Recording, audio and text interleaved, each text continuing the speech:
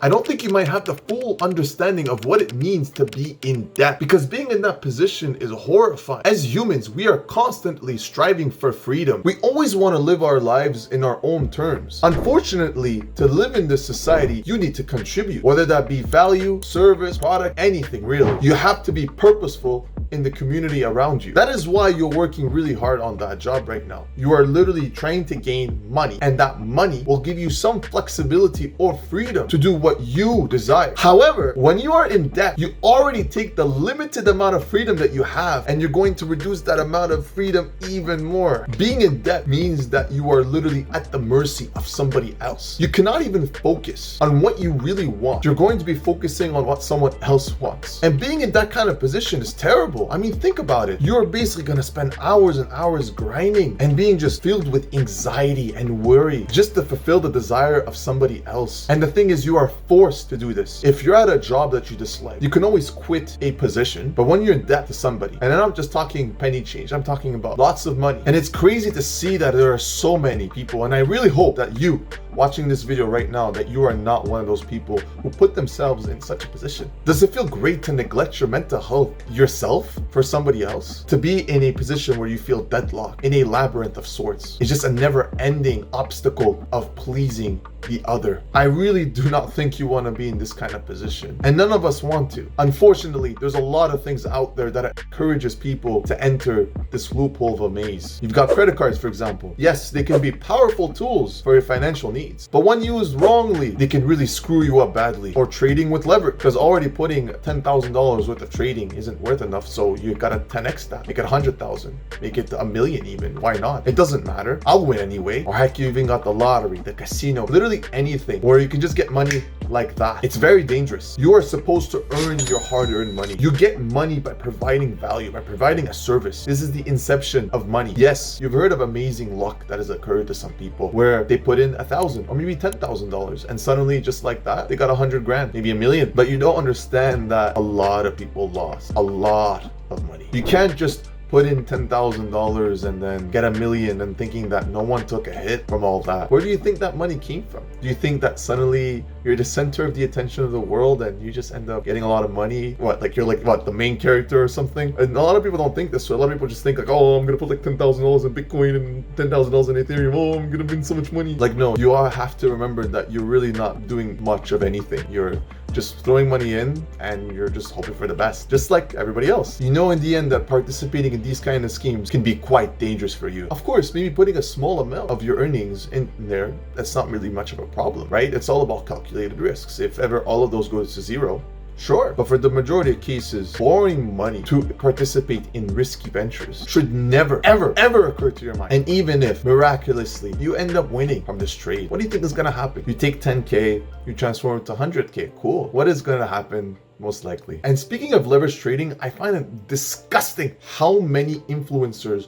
try to convince you that the way to get rich is through borrowing money. Like, yes, some rich people have made it out pretty well by taking out a huge loan and making quite a lot of financial gain from it. But the thing is, those people on social media make it seem like it's the most straightforward way to get rich. Like, oh, just take $100,000 and put it there and oh, just like that, plus 50%, boom, return 3%. Oh, you've made a lot of money. This is ridiculous. No matter what, you will be winning at the end. But all it takes is something small in the market to occur. A downturn can occur in any way. It could be something on the news, or maybe there's some heavy speculation that comes by and suddenly the asset that you have been investing in isn't worth much anymore. If you're gonna do any kind of investment, and I'm gonna tell you this first and foremost, don't invest your money. No. Unless you're some big millionaire, maybe you have quite a lot of money in your pockets, don't focus on investing your money. Focus on investing your time, your energy. You could do so much with your time, and it's being incredibly underutilized right now. You're focusing on those stocks, those little wins that you can get by taking, oh, maybe I'm gonna take my $100 or maybe $500, put it there, and oh, I'm gonna get like $1,000 maybe, let's hope. That's nothing. You can take your time to make a business, creating value for people, and that value will create a monetary gain for you. And the crazy part is that, especially if you put in a lot of time and work, the financial gain exponentially increases. Maybe when you start working on your business, you'll be making an hourly rate of about $20, maybe zero even, because initially you'd have to put a lot of investment in it. And then maybe eventually it grows. And then you start realizing that every hour that you spend working on it, you're making maybe $80 to $100, maybe even more. Because in the end, it's all about the amount of effort that you put in for your business. And of course, there is some luck attributed to it. But what's great about this kind of investment is even at worst, if you lose, you're still healthy. You're not at someone else's mercy. You've only donated your time away. And that is something that you've always owned. The key here is whenever you make any kind of investment, always and only consider dumping either your time or money that you indeed have a possession on. Now here's the thing, financial uncertainties are unfortunately a thing. Maybe you might be doing the right things.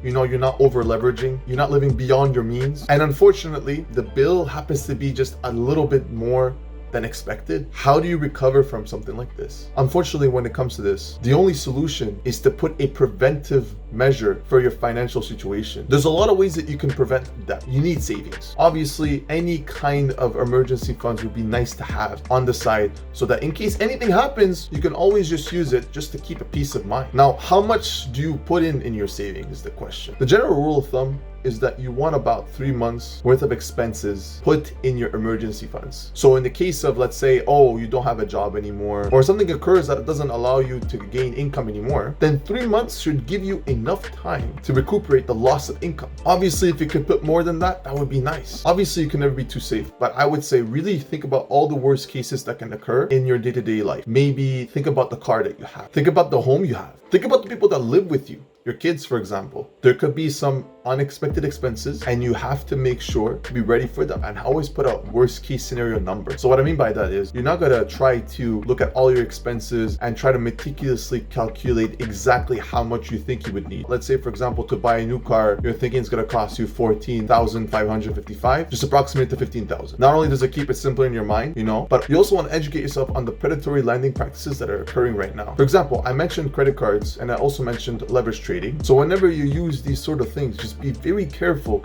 and try to understand what is the cost of the credit. So really try to calculate. So when you try to do any borrowing, let's say you're building a business and you really need the funds in order for you to get that business up and running, really calculate the risks really well. Understand the interest fees. Will it even be possible to pay it back to begin with before even committing to this transaction? Don't ever consider in your life borrowing money. You want to make sure that you're able to give that money back. Otherwise, you are literally entering a deal that will screw you if it goes wrong. And also, I would say, and most importantly, is being comfortable with living in your means. Don't try to live a luxurious life to appeal to others, because really no one cares about what car you drive. No one cares about the watch you wear. People care about who you are as a person, the value that you bring to that. Sure, if you have a car and you're driving them around, they'll care, but they'll care for your car and not for you. I'd say it's probably more important for you to worry more about the value you bring and who you are as a person so that people actually like you and not what you spend for them. All to say, being in debt sucks. And I think it's important to always avoid trying to be in that kind of situation. Try to work really hard into gaining a good income that leaves you in a comfortable position. Even at worst case, you want that income to shield you from all financial worries. This is our goal. We are looking to have a stable life, but don't take shortcuts.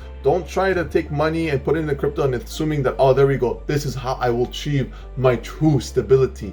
That's not how it works. I'm sorry. You need to put in the hours. And when you do, you are protecting yourself. Any anxiety that occurs if you're low in funds. I think at this point, you guys got the message. So you know what? I'll leave it at that. Take great care of yourselves and remember to keep your life damn exciting.